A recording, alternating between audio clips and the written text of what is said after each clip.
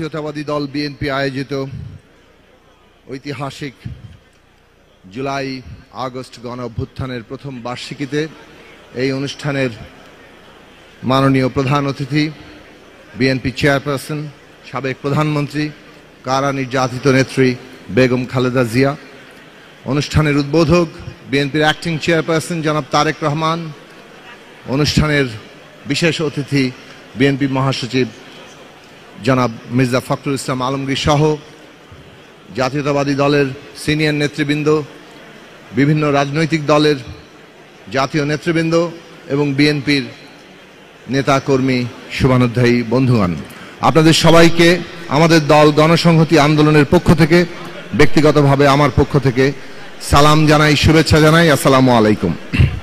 আমি অত্যন্ত সংক্ষেপে বক্তব্য রাখব, ইতিমধ্যে লম্বা বক্তৃতা হয়েছে।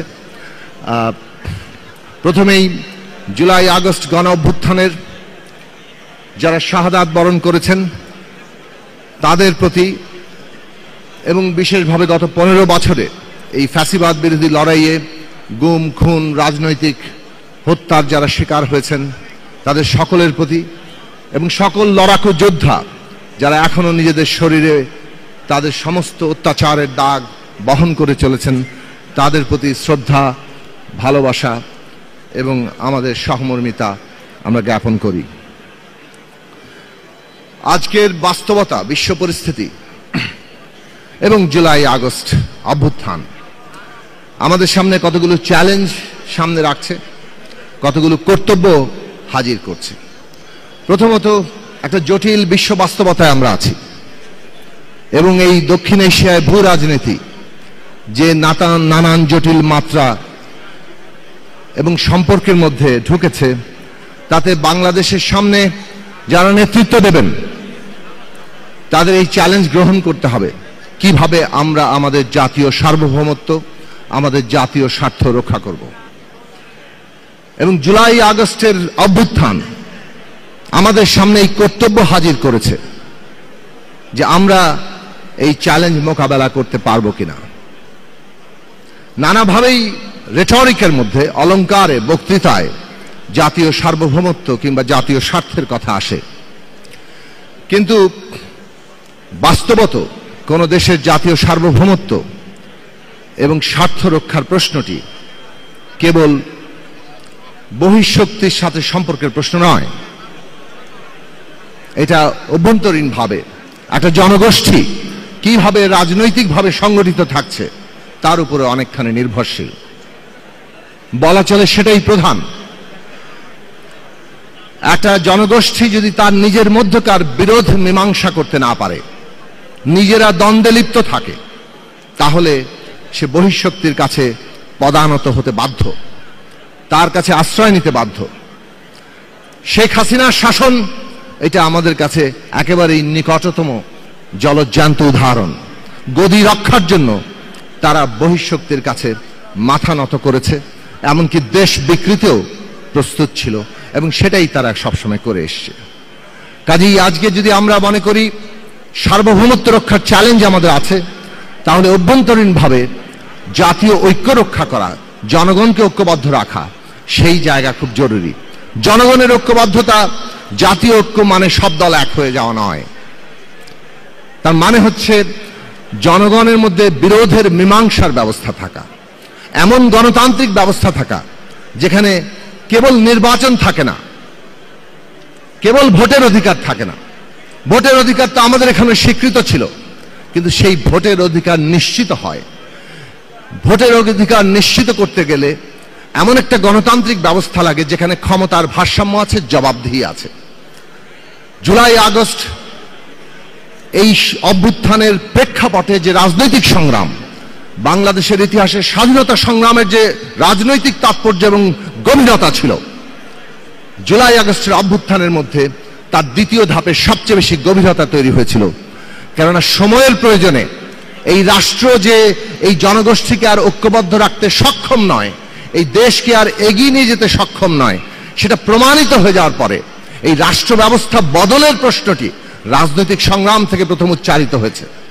রাষ্ট্রের গণতান্ত্রিক রূপান্তর, রাষ্ট্র ব্যবস্থার সংস্কার, রাষ্ট্রের মেরামত, নানান নামে এই প্রশ্ন আসলো, মূলত তার মর্মবস্তু ছিল বিদ্যমান বন্দোবস্ত দিয়ে আর চলবে না, আমাদের নতুন একটা রাজনৈতিক বন্দোবস্ত লাগবে যেটা এই রাষ্ট্রকে গণতান্ত্রিকভাবে পুনর্গঠিত করবে।